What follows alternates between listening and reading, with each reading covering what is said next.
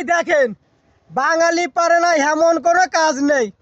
আমার পিছনে দেখতে পাচ্ছেন একটা বাঁশ, এটা বলে বাঁশ না, এটা হলো রাউটার অনু রাখার একটা বাঁশ।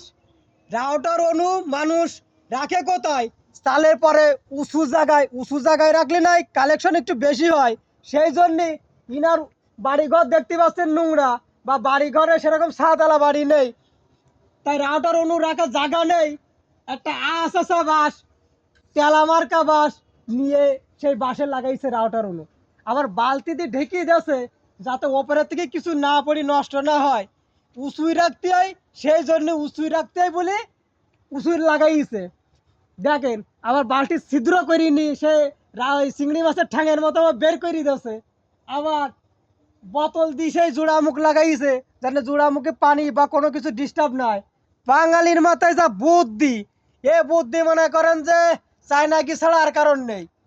বাসটা আবার উঁচুও দিইনি, যে নেই তা কি করবো, 150 টাকা খরচ করতে যাই কি 300 টাকা খরচ করবো, তাই ছোটটা বাঁশ লাগাই, আশাসা বাঁশ লাগাইছে রাউটার অনু।